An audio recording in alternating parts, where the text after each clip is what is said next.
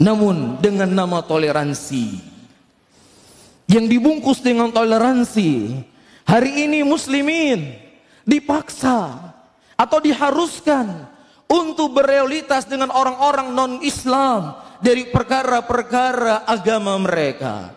Sebagian muslimin hari ini diharuskan memakai topi Sinterklas sebagai bentuk toleransi dengan orang-orang kafir.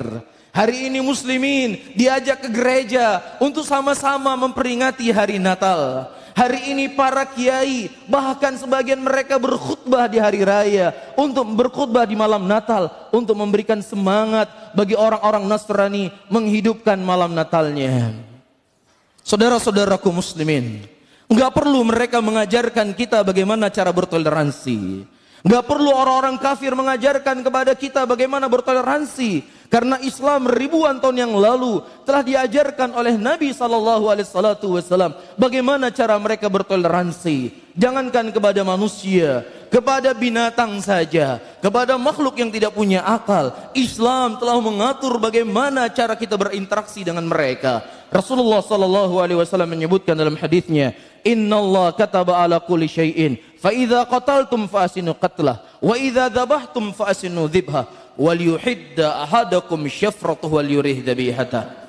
Allah telah mencatat segala sesuatunya. Kalau kau ingin membunuh, maka bunuhlah dengan cara yang baik.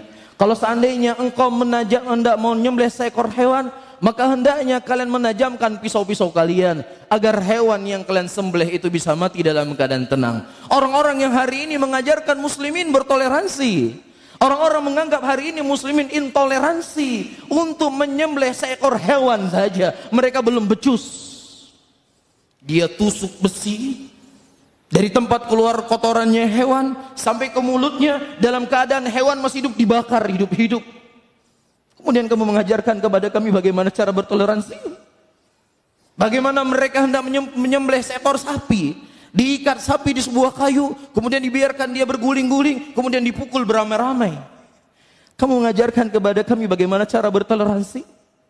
Ribuan tahun yang lalu Nabi kami sudah mengajarkan kepada kami hal yang seperti ini. Bahkan bukan hanya kepada binatang, kepada makhluk yang tidak bisa terlihat, jin, dijaga adabnya dalam Islam, dijaga hak-hak mereka dalam Islam. Rasulullah SAW menyebutkan dalam hadisnya, La tastanju bil irath wal idham fa innahu zada ikhwanukum minal jin.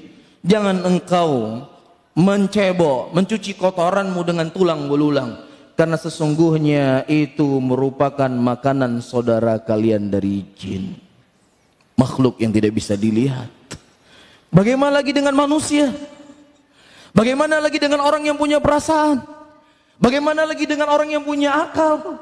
Tentunya Islam lebih jelas mengajarkan kepada kita bagaimana bertoleransi dengan mereka. Bahkan hal yang paling terkecil pun, perasaan, dijaga dalam agama Islam. Rasulullah SAW menyebutkan dalam hadisnya, "Idza kuntum thalathah," apabila kalian sedang bertiga, maka jangan yang duanya itu saling berbisik-bisikan, yang satunya tidak diajak bicara. Fa innahu yuhzinuh, maka itu bisa membuat dia sedih. Dilarang oleh Nabi SAW. Saudara-saudaraku muslimin, silahkan Anda membantu orang-orang non-Islam. Ketika mereka mendapatkan bencana, silahkan kita bantu mereka. Apa yang mereka butuhkan? Mereka butuh pakaian, kita bantu dengan pakaian. Mereka butuhkan makanan, kita berikan makanan. Iya, ketika anak mereka butuh biaya pendidikan yang dia sekolah di sekolah umum, silahkan kita bantu.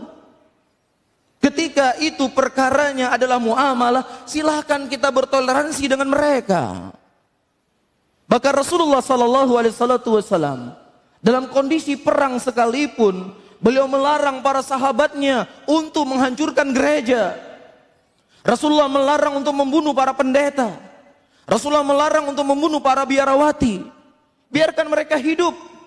Biarkan mereka berjalan dengan apa yang mereka yakini daripada agamanya.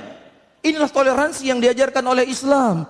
Tetapi ketika muslimin untuk sama-sama ikut merayakan sebagai bentuk hari rayanya mereka, disinilah kita butuh pembatas. Disinilah kita butuh sikap al-bara'ah. Media Sunnah Aceh.